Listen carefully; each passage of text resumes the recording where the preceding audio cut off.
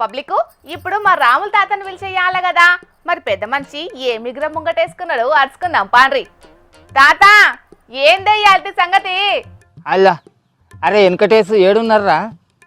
మాపటాలు అయినాక మా ఇంటి వెనక మర్రా మనం అందరం కలిసి మన పార్టీ మీటింగ్ పెట్టుకుందాం రారా అని అయితే అసలు మీరు అంతా ఏడబన్నారా?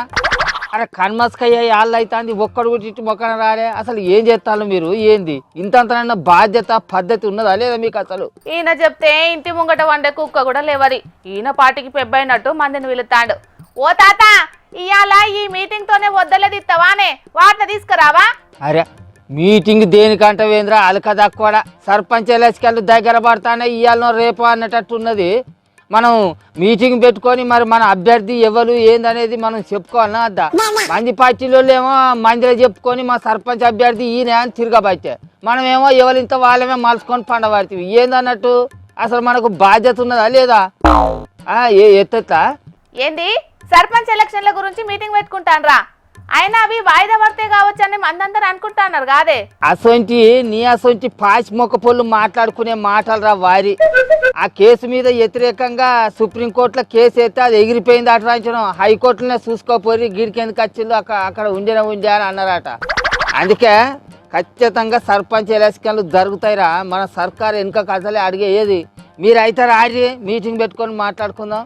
అరే మనం తీర్మానం చేసుకొని గీ మనిషి సర్పంచ్ అభ్యర్థి అని చెప్పుకోవాలన్నా వద్దా? ఎవరింత వాళ్ళు మలుచుకొని పని ఏందన్నట్టు రారి జల్లి రారి. ఏందో పోయి అప్పటిసారి కుక్క కదా మురిగినట్టు మరుగుతాను. ఏందో ముచ్చటేదో చెప్పి ఇప్పుడు. ఎందుకా వార్త తెచ్చే కొలువు చేసుకుంటా ఊళ్ళో నీకు ఈ పెగ్గేలు అవసరమా అని చెప్పు.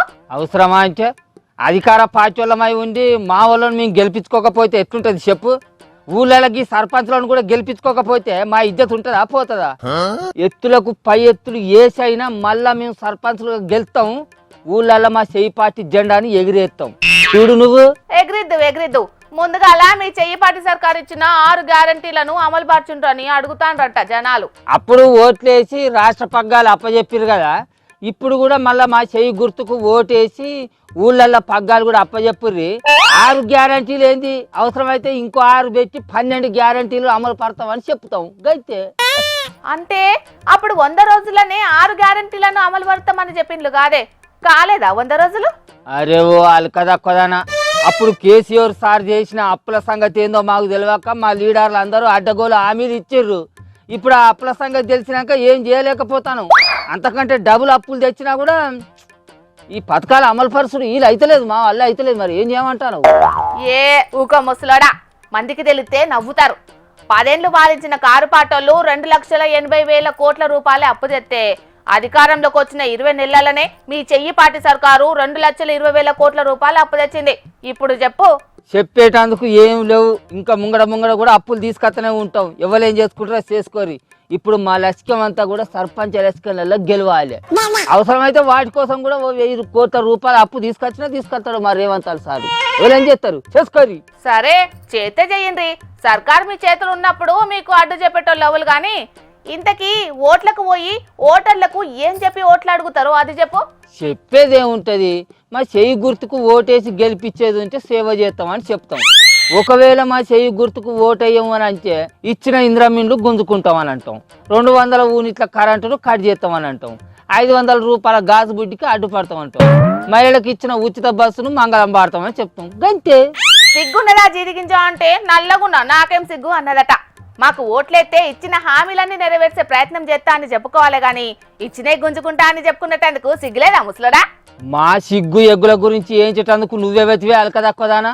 మమ్మల్ని గెలిపించేది ఉంటే అన్ని హామీలు ఇస్తామని చెప్తాను, వేయకపోయేది ఉంటే ఇచ్చినవి కూడా గుంజుకుంటామని చెప్తాను. మా ఊళ్ళో నడిచేది ఇదే.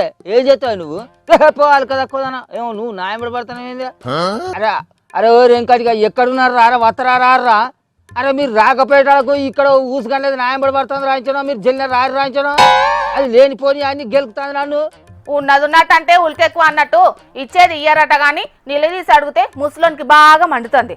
అరే నువ్వు ఆ కారు పాచోళ్ళ దగ్గర ఏమన్నా ప్యాకేజ్ గిత్త తీసుకున్నావా అనే ఏమో గిత్త మాట్లాడుతున్నావు మా పాచికి వ్యతిరేకంగా? అలక తక్కువదానా, నీసుగండదానా, నీసు మొక్కదానా, మంది కొంపలు ముచ్చేదానా, మాచ మొక్కందానా? ఏయ్ నేను ఆదాకు వచ్చిందనుకో మూతి పనులు రాలుతాయి ముసలోడా, మర్యాదగా మాట్లాడు. నీకే ఉన్నాయి అనే చేతులు నాకు లేవా? నాకు కూడా ఉన్నాయి అమ్మ.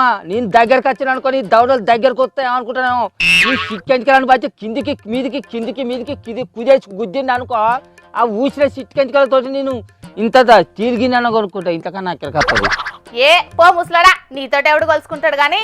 చూసిండు కదా పబ్లిక్, సర్పంచ్ ఎలక్షన్లు రాబోతున్నాయి కాబట్టి కొన్ని ఊళ్ళల్లా ఓట్ల కోసానికి గిసొంటి ఇకమతులే పడుతున్నారట సర్పంచ్ గా పోటీ చేద్దాం అనుకునేటోళ్ళు. ఆయన సర్కార్ నుంచి వచ్చే పథకాలు కొందరికే వస్తాయి కాబట్టి వాళ్ళు మాత్రమే ఓట్లెత్తే గెలుస్తారా? ప్రజలందరి మద్దతు కావాలి. కొంతమందికి పార్టీలతోని సంబంధం లేకుండా చాలా మంది మద్దతు చేస్తారు కాబట్టి సర్పంచ్ ఎన్నికల్లో మాత్రం చాలా వరకు పార్టీలను చూడకుండా మనుషులను బట్టే ఓట్లెత్తారు.